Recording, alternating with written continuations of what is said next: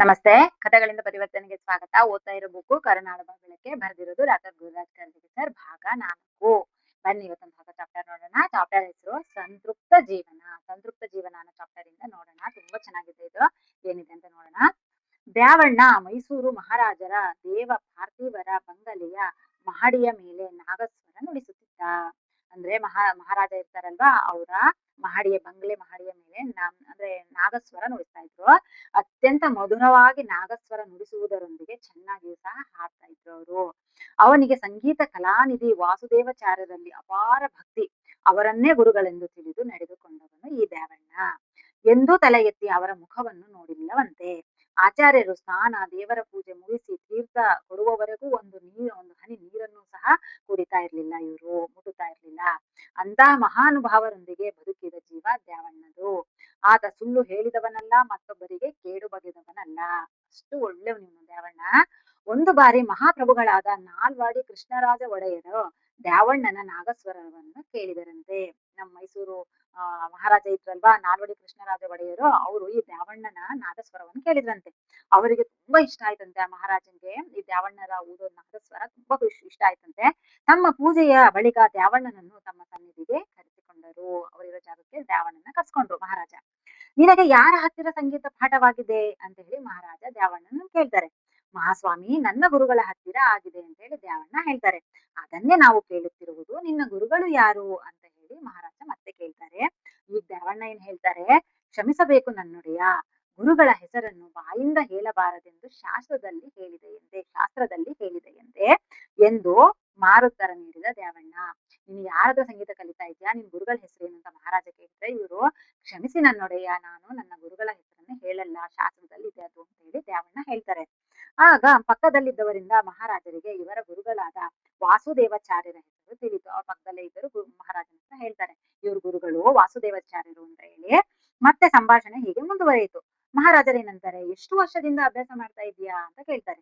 ದ್ಯಾವಣ್ಣ 5 ವರ್ಷದಿಂದ ಸ್ವಾಮಿ ಅಂತ ಹೇಳ್ತಾರೆ. ಮಹಾರಾಜರು, ಗುರುಗಳು ಚೆನ್ನಾಗಿ ಪಾಠ ಕಲಿಸ್ತಾರಾ ಅಂತ ಹೇಳಿ ಮಹಾರಾಜರು ಕೇಳ್ತಾರೆ.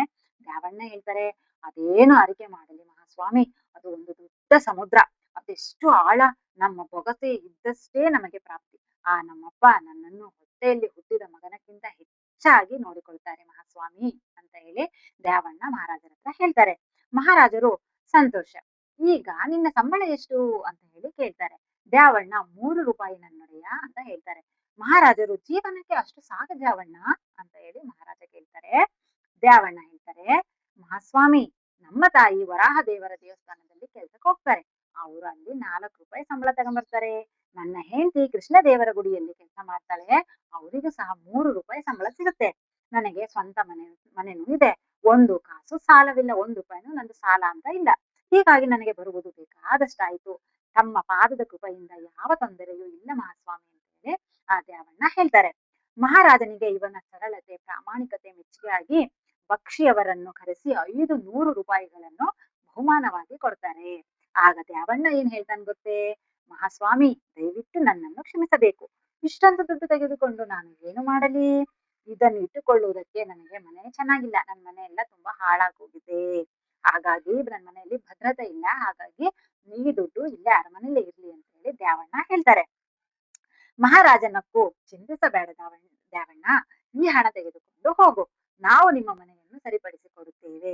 ಚೆನ್ನಾಗಿ ಸಂಗೀತ ಅಭ್ಯಾಸ ಮಾಡು ಅಂತ ಹೇಳಿ ದ್ಯಾವಣ್ಣನ ಸಂಬಳವನ್ನು 8 ರೂಪಾಯಿಯನ್ನು ಮಾಡ್ತಾರೆ. ಅವನಿಗೊಂದು ಬೆಳ್ಳಿಯ ನಾಗಸ್ವರವನ್ನು ಸಹ ಮಾಡಿಸಿಕೊಳ್ತಾರೆ. ಕಡೆಗೆ ಸರಿ ಹೇಳ್ತಾ ಇದ್ದಾರೆ ಅಂದ್ರೆ, ಸಂತೃಪ್ತ ಜೀವನಕ್ಕೆ ಹಣವೇ ಪ್ರಧಾನವಲ್ಲವೆಂದು ನಂಬಿ ಬದುಕಿದ ಜೀವ ಅದು ಯಾರ್ದು? ದ್ಯಾವಣ್ಣಂದು.